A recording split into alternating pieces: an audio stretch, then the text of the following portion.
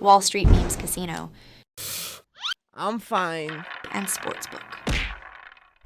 This is Joe Pugh for IFL TV. We're here at Glazers Hall for the final weigh-in at Dillon Bellotti. Mr. Eddie Hearn, how are you? I was going to say get the badge in, but it's not, is it? No. Weekend offender. Weekend offender, yeah. How's it been, son? Been a while? Yeah, it's been a couple months, I think. But, yeah, how are you? I'm absolutely fantastic. Been a lot of travelling early part of the year. Montreal, Phoenix, Las Vegas already. And we're only just got to February. But good to be in London this week, a little bit of structure back. And of course the young guns. Looking forward to a sold out Indigo at the O2.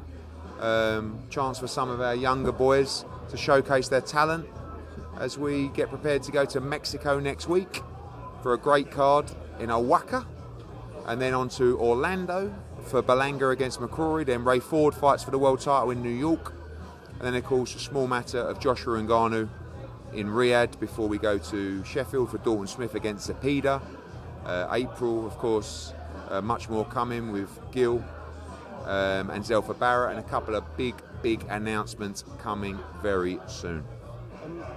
Bellotti is someone who's rolled back the years in his couple fights. I think Fight Camp, did he fight Ray Ford? Is that it? Right, yep.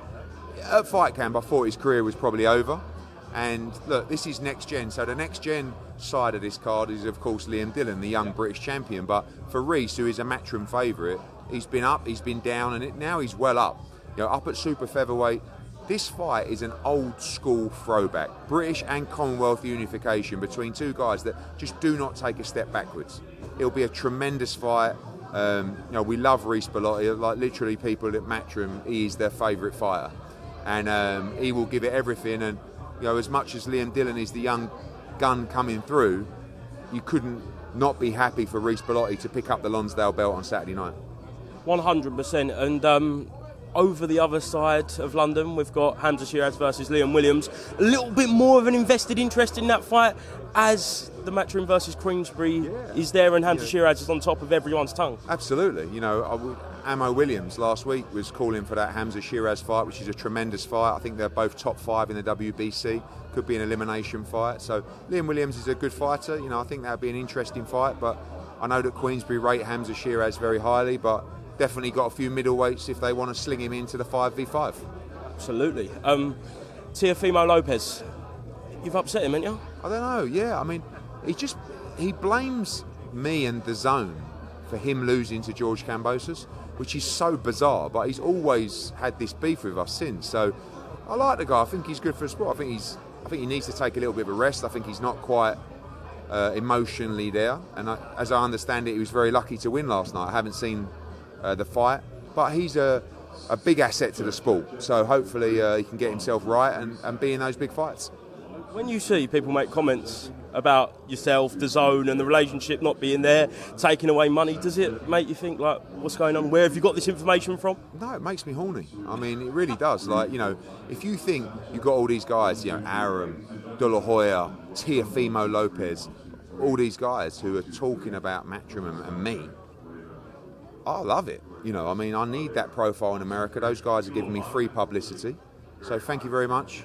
Keep it coming. And, you know, as I said, it gives me a little stirring in the pants. 48 hours ago, you spoke to Coogan. An offer had been sent or was going to be sent imminently for Conor Benn versus Tank. Any updates on that? Yeah, I'm not going to talk too much on that because we're really trying to make the fight, but we've done our part. There's a lot still to discuss, pay-per-view upsides, gate upsides, and, you know, Tank will always feel that an offer is not enough. But I think that fight can be massive, I really do. And it's not a fight that we necessarily thought was on the radar. But when they started calling each other out on social media, I just felt like, what a great fight. You know, Tank's a massive star in America. Conor's a massive star in the UK. The fight would land in America because we've got to pay Gervonta a lot of money.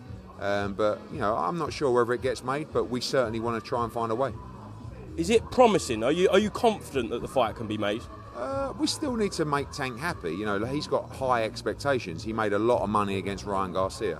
This isn't Tank against Ryan Garcia, but it can be a fight that does big numbers, and therefore it can be a fight that pays fantastic money. But everyone's got to be invested in it, believe in it, and work together to make it the biggest pay-per-view it can be. So I think Tank will look at the fight and think it's easy work. And I disagree. I think Conor Benn has good size advantage on Tank, and I think it makes it a very, very good fight. But long way to go, but you can be guaranteed there'll be a big fight for Conor Benn next. You know, when Conor Benn calls out all these guys, like absolutely everyone, does he actually genuinely not like these people, or does he just want to fight? A lot of it, Joe, comes elsewhere. Yeah.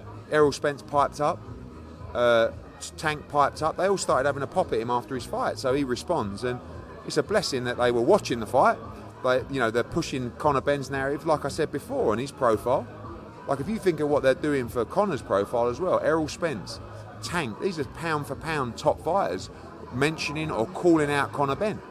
So we've just got to do the business. What's been great about the US experience for him is it's opened a lot of other doors and fights for him. We still love the Maros Barros fight, but we love the Tank fight. He likes the Spence fight. He likes all his fights. So, and those guys will believe they can beat him. So hopefully we can find a number they all accept and try and make a big fight for him. Pugh done an interview with Spencer Brown last night.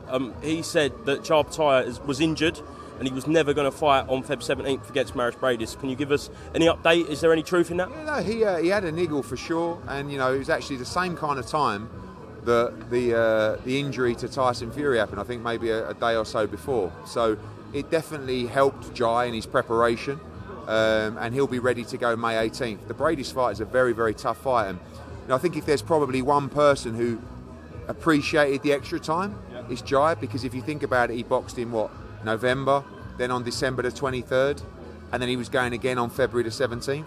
Very tight turnarounds, particularly with Christmas. So yeah, I think Jai, to be 100%, May the 18th is perfect. Realistically, would he have been pulled if the fight was going ahead on Feb 17th? There's definitely a chance of that, yeah. We were letting, we spoke, obviously Spencer's our partner over there on a lot of the guys, and Queensbury as well, and there was a concern on the timing of the fight and an injury to Jai Opetaia. But as I said, I think overall he was probably one of the very few people that when he saw the rearrangement thought, oh, nice. Did you see Simon Jordan's Daily Mail, I think it was, article on Tyson Fury? No. Kind of went into him. He said why he's fallen out with the heavyweight champion of the world and he's got a fanatical entourage.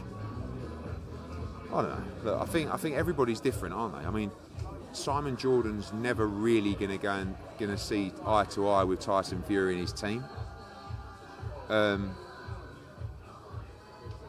don't know. I don't know. Are TalkSport still banned, are they, or there's a bit of beef there? I don't know if that's. What do you think about that? Is it right that fighters should ban, whether it's radio, broadcast, media? I mean, you always want to make sure you can get as much exposure as possible. But I do understand when a fighter feels like, why should I give you my time if you're constantly attacking me or ridiculing me? I think Carl Froch said John Fury doesn't like criticism. Of course, if it's your own son, you never like criticism. But also, we've got to acknowledge what Fury has done. I've written him off many, many times. So, I think if you rub him up the wrong way, that's how he's going to react. Last one, because we're going live. Haney Garcia, yeah. Is it happening? Very close. I mean, Bill Haney been leading those conversations with Oscar. Been speaking to him daily. It's close.